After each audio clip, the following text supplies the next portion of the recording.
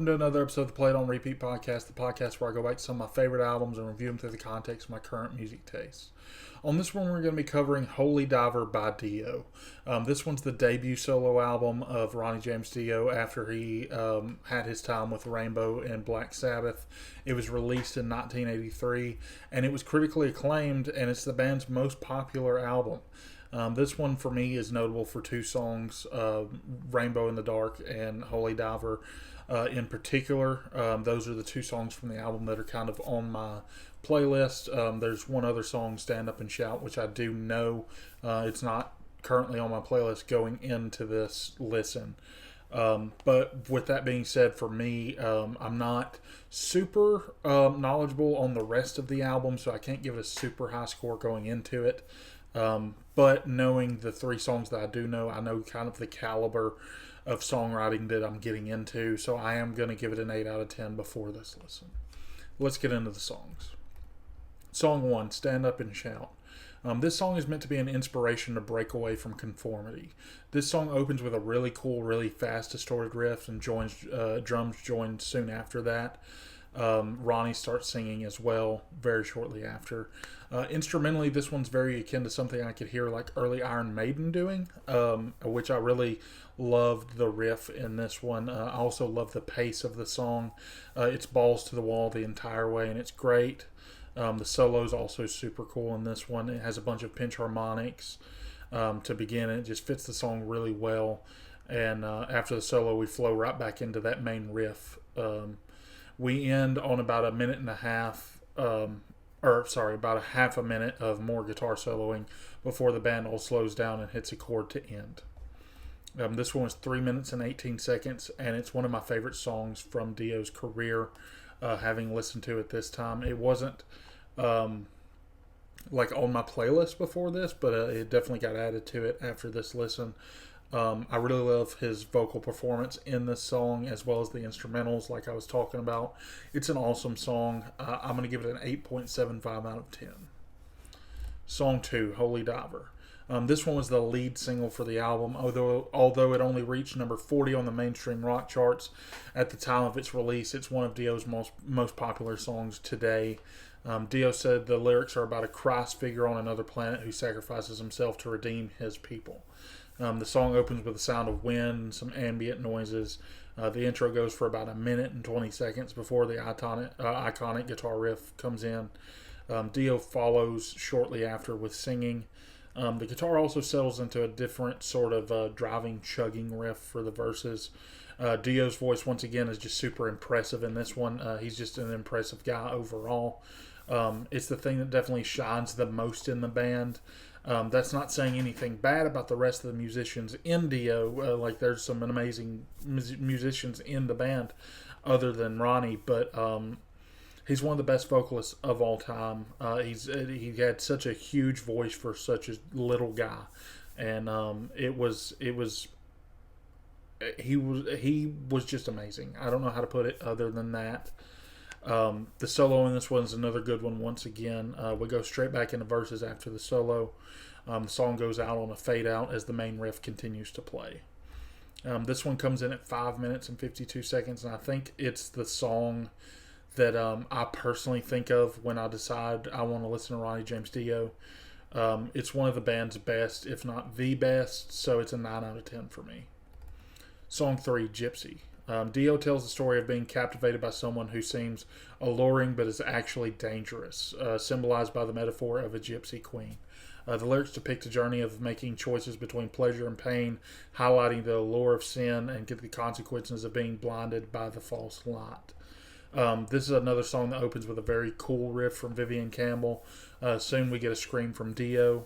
I really enjoy the structure of this one and how descriptive Dio is with the words he chooses throughout his lyrics. This one's also really has another like really unique solo. It feels like disjointed in a good way, if that makes sense. We do a chorus after the solo and fade out to end this one. This one was 3 minutes and 40 seconds, and it's another cool song that I don't know that I'd even heard before this listen. It's not on the same level as the other two for me, but it's definitely a cool song that I will be going back to, and it has been added to my playlist. It's an 8 out of 10 for me. Song 4, Caught in the Middle. This song is about Angelo Arcuri. He was the engineer on Holy Diver, and he would often come to Dio when he was having troubles. Dio came up with the song's title, and Angelo told him he was caught in the middle again of a situation. And he is quoted as saying, Angelo's life seemed to be one that he was caught in the middle of something, some kind of turmoil all the time. Ronnie James Dio explained that in a interview. I can't remember on this one if it was an interview or if it was in the booklet for the album. There were two stories for songs that were inspired by him, and I can't remember which one this was. It was either an interview or in the booklet, but I didn't write that down. The song opens with a guitar riff similar to a Kiss song that I can't remember which song I'm thinking of, but it's similar to one of the Kiss songs in the intro. We go into the main riff soon, and Ronnie begins singing. This one has a driving bass line. It's the first time in the album we've had a super high mixed bass to this point, which is something that I love. I like the chorus of this one. It's pretty catchy. The song ends on another fade out. This one was 4 minutes and 14 seconds, and it's my least favorite to this point. Instrumentally, it just didn't grab me other than the bass. I feel like Dio is one of those writers that he's really good about picking a theme and going with it. It's like in, for example, Holy Diver. But in this case, it just wasn't all that interesting to me. Like he didn't grip me with what he was going for in the writing in this one. This one's a 7 out of 10 for me. Song 5, Don't Talk to Strangers. This song is about trying to stay away from the illusions in life that fool you into destructive behaviors. There are many things that bring instant, temporary joy, but only leave you to suffer. This song is about trying to stay away from the illusions in life that fool you into destructive behaviors. Why is that repeated twice? Sorry, I don't know why I copy and pasted that, but it was repeated twice off of the website I got it off of. But the song opens with an acoustic guitar part and a hum from Dio. He starts singing soon after that. His voice as well as the instruments are clean for the first minute or so, and then we get a scream from Dio and a fast-paced distorted guitar riff starts. This is another song with a cool solo from Vivian Campbell as well. After the solo, we slow way back down, and it slowly fades all the way back down to being as clean as it was in the intro. And it's only like that for like 10 or 20 seconds before we get another scream from Dio and the main riff returns. We end on the riff.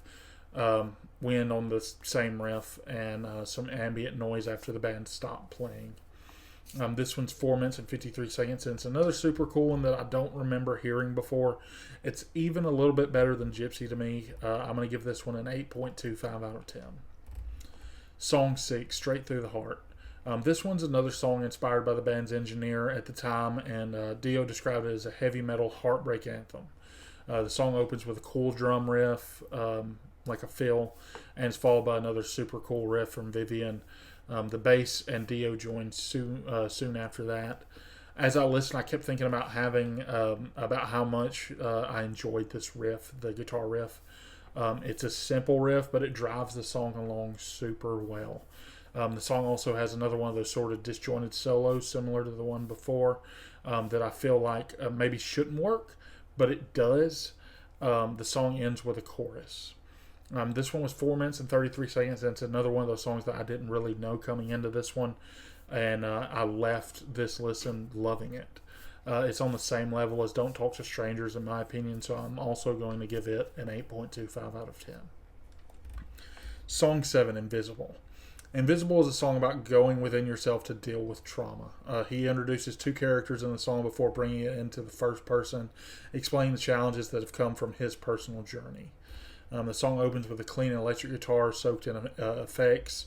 I believe it's like a phaser, but I'm not positive on that. We also have some leads from the guitar as well. And then Dio joins soon after, and his voice is affected in the same sort of way in the intro. After just over a minute, we get into another typical distorted riff for the album. This song is super catchy throughout. I really enjoyed reading the lyrics of the story as I listened to it. This one, Also has the best solo from Vivian to this point in the album. The song ends on about a minute and a half of the band jamming and Vivian soloing as the song slowly fades out. This one was 5 minutes and 24 seconds, and I'm learning to be mad at myself for not listening to this full album sooner in this way. This is another amazing song. This one I'm going to give an 8.5 out of 10 to. Song 8, Rainbow in the Dark. This one is known for its famous music video that was played a ton on MTV back in the day.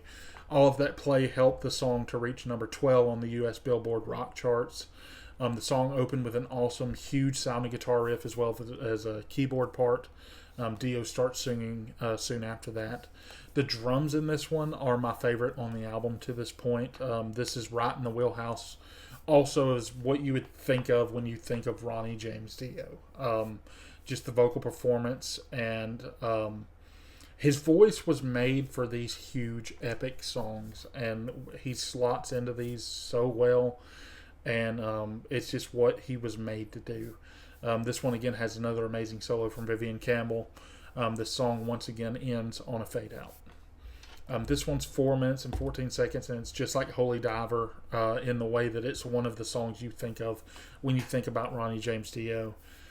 For me, the two songs are kind of 1A, 1B when it comes to the band's discography. So I have to give it the same rating. This is also going to get a 9 out of 10 for me. Song 9, Shame on the Night. This talks about the night as an incarnation of evil, making us lose all hope by slowly taking over the day. The dark tone and atmosphere of the song, as well as the ambient music, imply that the song is about doing your best to live on, even when you have thoughts to end your own life. The song opens with a wolf's howl and a clean guitar riff that is being doubled by the bass. It's like being followed by the bass. And then we get another howl and a slow, trudging, distorted riff starts. For the verses, we drop the guitar and most of them... for most of the verses, and it's kind of driven by the drums and the bass for the verses. We have small interjections of the guitar throughout the verses, such as some natural harmonics and leads, stuff such as that. The distorted guitar does come back throughout the choruses, and in the later verses of the song you do get that distorted part. We return into the clean intro part after a few verses, and the main riff returns soon after that. We get some more verses where I'm talking about the distorted riff kind of bleeding into the verses, and then we fade out. This one was 5 minutes and 17 seconds, and to me it was a good choice to end the album on. It wasn't my favorite song of the album or anything like that, but I do feel like it fit that spot very well. This one to me is on about the same level as a song like Gypsy, so I'm going to give it an 8 out of 10 on this listen. So that all added up and averaged out brings the album to an 8.3 out of 10. I always knew this was a solid album based on the songs that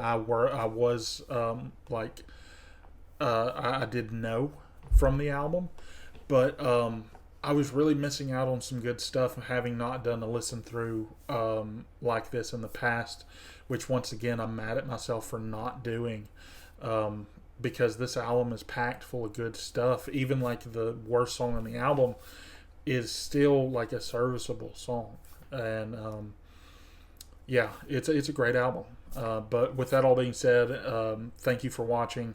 Please like and subscribe if you enjoyed. Come check me out on my next video. And check me out on TikTok if you haven't. Played on Repeat Pod. We have rock and metal discussions over there almost every single day. Thanks again for listening. Bye.